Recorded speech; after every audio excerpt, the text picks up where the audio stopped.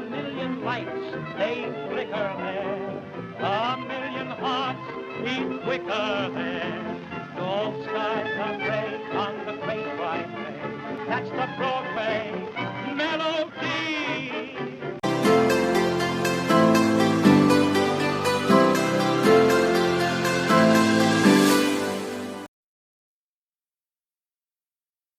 What's up, everybody? I'm Rick. And I'm Anna. And welcome to 101 Pandar, our bucket list channel, in which we try to realize a bunch of things on our bucket list, one of which is to watch every movie nominated for an Academy Award for Best Picture from 1927 to 2028. And now we're right in the middle of the second year of the Academy Award. Actually, we're not in the middle, we're at the end of it. Because the movie we're talking about today is the movie that won the Academy Award for Best Picture in 1928-29, because back then they had a weird way of counting. Yeah, they were mixing the years together. Yeah. So the movie we're talking about today is the Broadway Melody, and sometimes called the Broadway Melody of 1929 because there are other Broadway melodies, so you don't want to get confused. The way we're going to do this video is the same way we do all of these videos, which is first we're going to have a spoiler-free discussion on the movie. And so if anyone wants to see the movie and don't want it spoiled, you can stay. Then in the second half, we're going to go full-on spoilers and just talk about specific scene, what we liked, what we disliked. Which, before we get into some details about the movies, I want to ask you, did you like it? I did, actually. I really enjoyed it. Mm-hmm. I felt like it was a really good movie, really well made, really good action, good actors, good acting. Yeah, I loved this movie. Like, I was watching it and I was like, man, this is good. This is so well made. And I know maybe it will sound, maybe I don't want it to come out wrong, but I feel like it's more than anything that I've seen before. Like, that's not to say that I didn't like the movies before, but I felt like it just like raised the bar, you know? No, I feel there were some really good movies before, but like this one, I don't know, this one I just enjoy like throughout. No, I'm and just maybe saying it because it wasn't just that the movie itself was good, which again, like there were other good movies before, but it was also well made. It's also a musical, so I was a bit biased. I love musicals, so as soon as they started singing, I'm like, oh, what's happening? Yeah. And so we both liked the movie. But what is this movie? Let's talk a little bit about it. Have some facts and details about the Broadway Melody of 1929. It's, like I just said, a musical. There are people singing songs in the movie. Released in June of 1929. Directed by Harry Beaumont, or Harry Beaumont, I'm sure.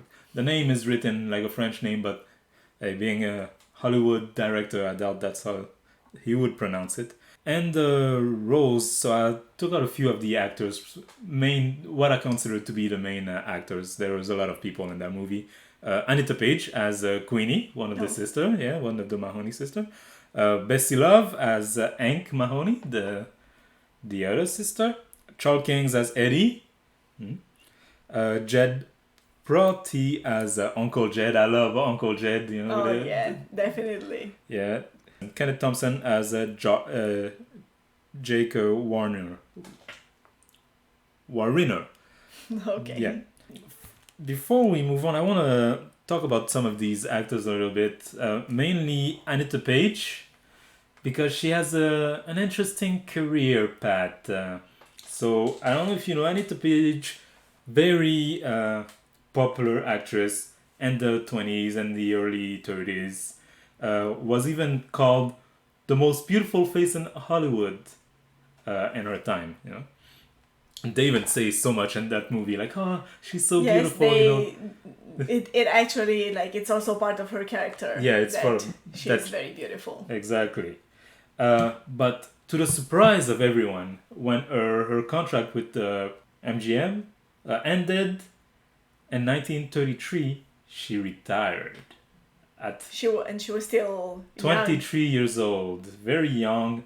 and did not act except for like a few movies. So she did a movie in 1936 and another one in 1961 where she appears in like a minor role.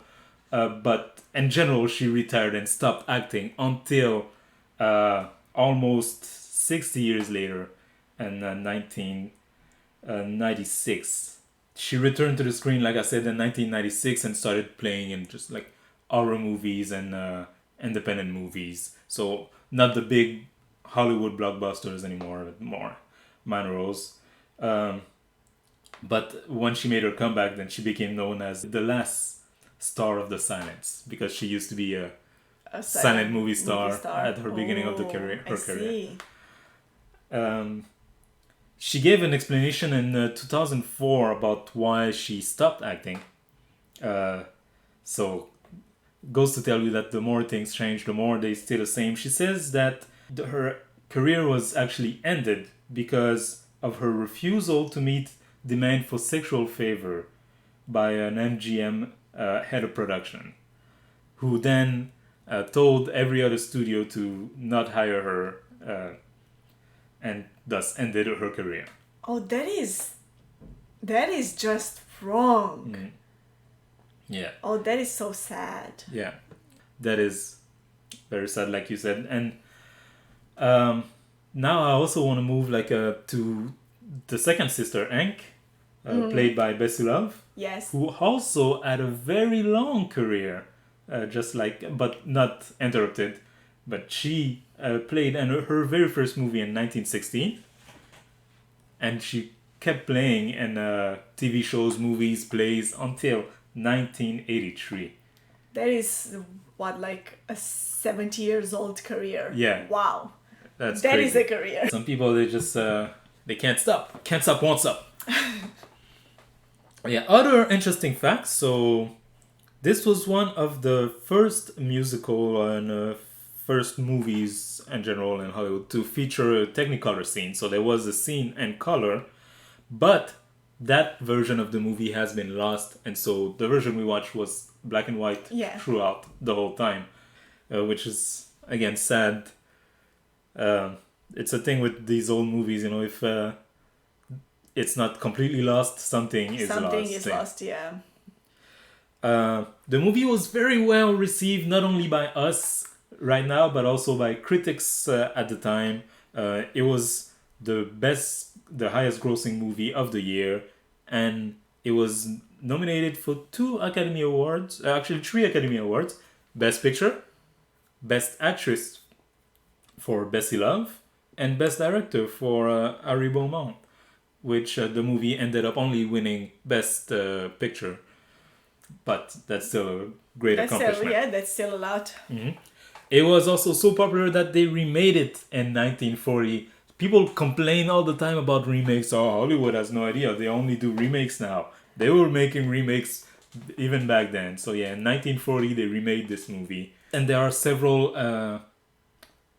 quote-unquote sequels. So they're not really sequels. Like it's just that the themes are similar and the title is the same, just with another year. So there's the Broadway Melody of 1936 and the Broadway Melody of 1940.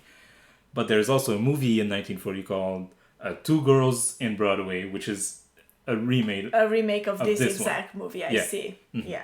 The story of the movie, again, without going into spoilers, is just the story of two sisters, performing sisters, you know, who wants to go to Broadway and make it big. But matters of the heart, matters of love, get in the way of not only their career, but their relationship. Like we said, we enjoyed it. But can you tell me a little bit more into details what you loved about this movie? Like in terms of, was it the characters? Was it the music? Was it the way it's filmed? Oh, that is hard. What did I like the most? I feel like the actors were really good. All of them. Like they played their roles very well. They were like well chosen for the roles. And they did a really good job, and they really brought those characters to life. Mm-hmm. And to me, that that's the one thing that I felt the most. The second thing would be the story. I felt like the story was like really good. It was like so like well connected and like flowing throughout the movie. And it was that kind of a circular story. Like, I'm not gonna tell you what it is about, but it's that kind of story where like you feel like it ends kind of in the same point where it starts, but just different because it went through that whole process. And I really like that type of a storyline in general. And yeah, those are the things that I enjoy the most. Yeah, I gotta agree with most of what you said. Like the characters, not only like how they were portrayed by the actors, which are all great, and Bessie Love, of course, who was nominated for Best Actress, does a fantastic job in the role of Hank. But also, like their characterization, what the story is about, how they evolve throughout the movie. You believe in it. You believe in all of those characters and their stories, and you feel like, oh no, this is real, even though they're singing a lot, which usually in musical that can take you out of it. Oh, they're singing right now, so it feels less. Like it has less of an impact. Yeah, but no, it all works. It all meshed together, and even the singing is made to be part of the actual story because they're in Broadway, and so no, a fantastic movie once again. For those who haven't seen it, I recommend it. You recommend it. I recommend it. Go watch it. I haven't seen. We've seen all the other movies that were nominated that year except The Patriot, which is lost. And to me, there was no doubt that like this should have been the winner, and it is the winner. It is the winner. Yeah. It's like rightfully so. And so now I want to warn anyone who has not seen the movie and wants to see it without getting spoiled that we're getting into spoiler territory. We will spoil key element of the story and the rest of this conversation. So if you don't want to be spoiled, I guess you'll have to close this video and come back for our next movie review when we switch year, actually, which will start the third year of the Academy Award. And so, yes, see you guys next time if you don't want to be spoiled. But for those who don't mind or who have already seen the movie, let's go into it. So, you talked about the ending, which to me is one of the most interesting part of the movie, really, is that it ends, and even though things are resolved, it still doesn't feel like... It doesn't feel right. It doesn't feel like... Everything is fine, Like, there's awkwardness, not only between Hank and Hetty, like, of course there would be, but between Hank and her sister. Yeah, because even though she made up that whole story at some point of how she was actually just testing him as a boyfriend to see if he's right for her sister, I feel like they... That wasn't true, of course. Yeah, that wasn't true. She was actually in love with him. And I feel like they wanted to believe it, but didn't really. They knew. And you imagine that for her, like, she has to be there and like act happy around her sister who just back from her honeymoon and be like, oh yeah, I hope you guys had fun. But like, I feel like that's also part of the... It felt like her pain was so real. Like, she was really wanted to be happy for her sister because it was clear that she loved her sister so much. You see it throughout the movie. But at the same time, you can't just like turn off your feelings, and she was still in love with the guy. So and I feel like that's part of the reason why she decided to go back on the road at the end of the movie, not only because Broadway wasn't really working, but also because I have to put some distance between me and them.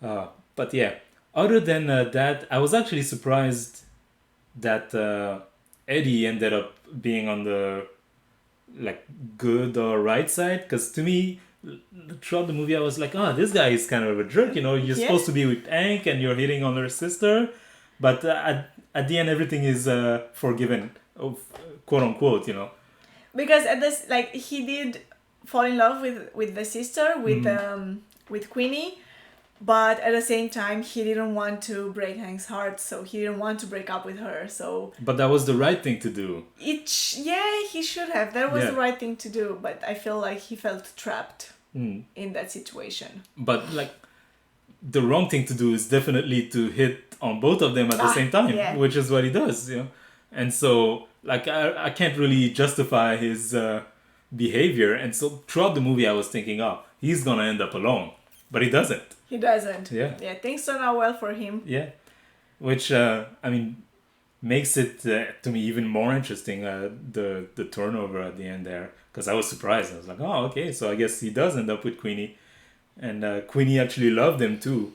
I thought she was uncomfortable because of her sister, but also because she wasn't really like. No, I felt like I could kind of tell that she was in love with him also. Oh yeah. Yeah, at least at some point it became clear. Any other scenes in particular, or moments in the movie that like you either liked or you thought like might be a bit.